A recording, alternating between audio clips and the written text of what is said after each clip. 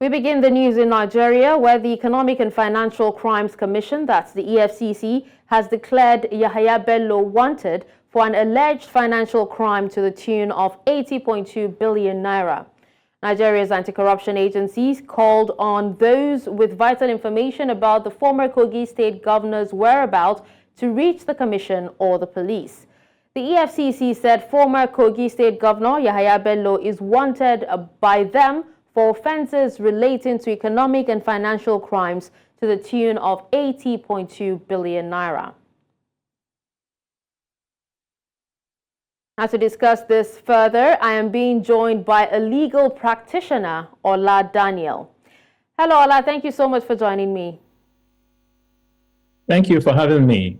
All right, so now that this issue has been escalated, what are your thoughts on the EFCC declaring Yahaya Bello wanted?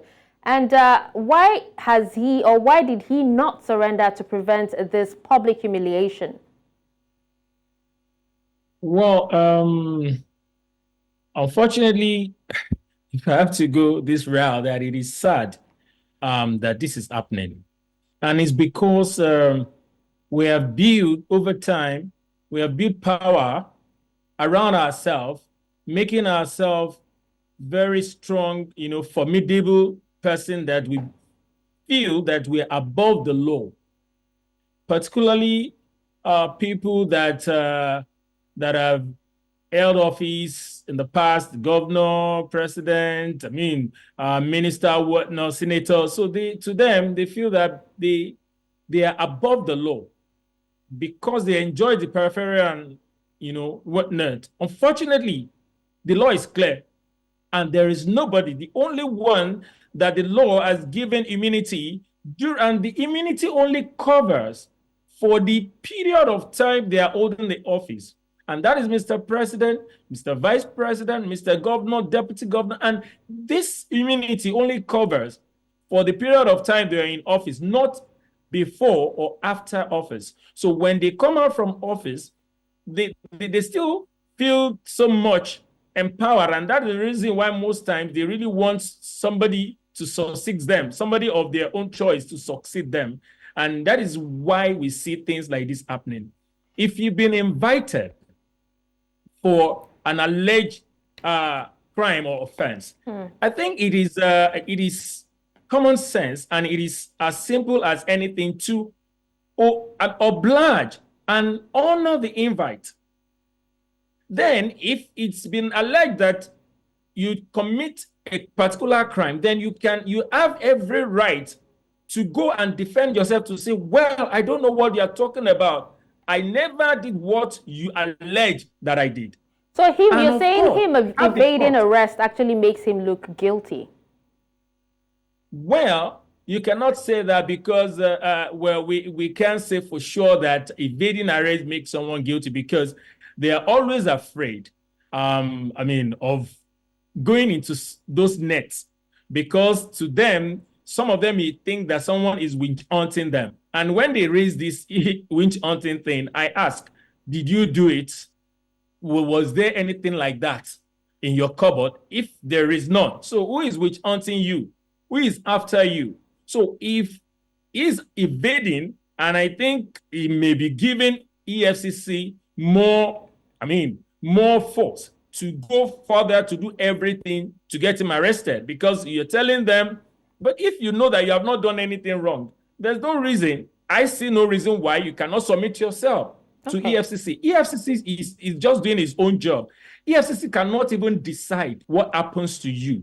It is the court that would decide. It is the duty of the court to adjudge a case. So EFCC can go to say, we allege that this happened. And if you can prove your case to say, no, I don't know what you're talking about, it never happened, then the court is there to judge, to either free you or say, oh, you are culpable. So EFCC is only doing its job as an agency.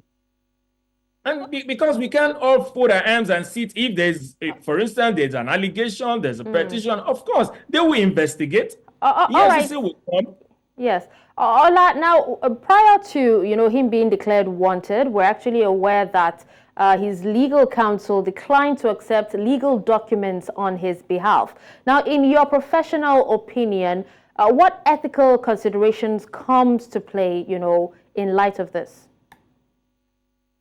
You see, when there is a service on an individual and you find out the person is invading such services, because service is personal, but when you find out that the person is evading services, I think it's appropriate for the other party, which is the EFCC, to then go back to court and say, look, court, we can't serve this person. Then they need to also go back to file an expectation, either by substituted service, either to serve on the last abode or to serve on, if the counsel, if it's allowed to serve on the counsel, if the prayer is granted, why not? If the prayer is granted to serve on his counsel, fine. But if it's not, the party can ask for substituted service. But in a case where nothing like that was done and this person is evading service, of course, what they will have to do is to go back to court to ask again for warrant of arrest, so that it means that anywhere he is, they can have access to the place, to get him arrested. All right, now the EFCC had actually threatened to escalate the matter further by involving military personnel to arrest him. Now, under what circumstances do you think the military should be involved, especially in civilian law enforcement operations? When does the pursuit of justice justify the use of force by law enforcement agencies? You see, these are the errors some of these agencies make, and that messes up their cases when they get to court. And the first thing the defendant is doing is to bring up a preliminary objection to say that, oh yeah, this jurisdiction, these issues, different issues, bringing preliminary objection, because it's this: if you find someone that has allegedly commits an offense, this is not arson. This is not. So I do not know the business of military in this matter. I do not see a situation where military will engage to arrest the former governor. Is it that the former governor has a group of militants that are moving around, or he has a group of his own trained soldiers that are preventing him from being arrested or being arrested? Because look, you have not seen him. Yes, you have declared him wanted. Do your job, do your investigation, but not involving or engaging military is none of military's business. So if you think you cannot do your job, then get out. Okay. Then you don't have any business. Crying foul to say you want to use military to arrest a civilian. You want to use military to arrest. We are talking about an allegation of whether it's fraud or something here, of some money fraud, and you want to engage the military. Is this sponsoring militant? Is the allegation saying that he's trying to take over the nation, or take over the government? Sorry, because I do not see anywhere written under our law that gave EFCC such power to engage the military for things. EFCC is basically an agency of government that goes after money, economic money issues, economic money fraud, whether money laundering, whether embezzlement. All right, Ola. So I do not see. All right, Ola, but then, in light of everything that has happened or is happening at the moment, what legal options does Bello have to defend himself against the corruption charges now? All right. All you have to do, for me, there are two things. One, don't forget that Bello went to court to stop him from being arrested. And Bello went to Kogi High Court. EFCC went to Federal High Court to get an order, because even Kogi High Court had already issued an order restraining EFCC from arresting Bello or prosecuting him. Now, EFCC went further to Federal High Court, Abuja, to get an order also to arrest Bello. So two things, here, they could question the order of the court and appeal the order of the court. But then I think the appropriate thing for me to use the same law. Why don't you submit yourself to EFCC? Come out, submit yourself. Is this same court you are going to? Is the same court you are going to get your lawyer to do the needful? Let them raise the charges to you. Okay. If you have not done it, then your lawyer knows what to do. And if you have done it, you know what to do. So I do not see any reason why people should be running. All right, now I actually remember something. So okay, Ola, when I asked you if him evading arrest actually makes him look guilty, you said not necessarily, but what impact do you think that his evasion of arrest, would have on the corruption charges against him?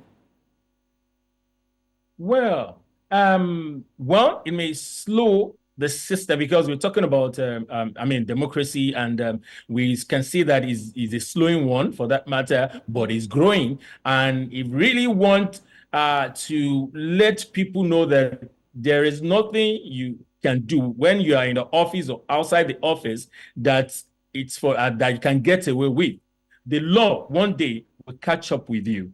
So I think for now, you evading, you're only putting yourself in a bigger mess. But make sure, because EFCC is not going to sleep. EFCC is not going to answer. If you like, run. If this is a crime, crime doesn't have limitation. It doesn't have limit to, the years that it's not a civil matter to say, oh, it started bad. There's nothing like started bad in criminal matter. So if you like, run. So why don't you just wait? Stay here and let justice be done. You may never even know. Why are you running? If you feel you are not guilty of the charges, of the alleged charges against you. So this may slow down, our corruption fight, because the truth is, if this happens, another person tomorrow, and if it happens and it goes scot-free and it is not being prosecuted or arrested or something, it doesn't submit himself, other people will think they can do the same thing and get away with it. And with this, we are not moving forward. I think everyone, anywhere you are, whether in an office or something, remember, whatever you do, we haunt you tomorrow if you do bad things. If you do the right thing, you should sleep without blinking an eye. Indeed. All right, well, thank you so much, Ola, for joining us and giving us an in-depth analysis on this particular topic of discussion. We appreciate you for your time. Thank you for having me.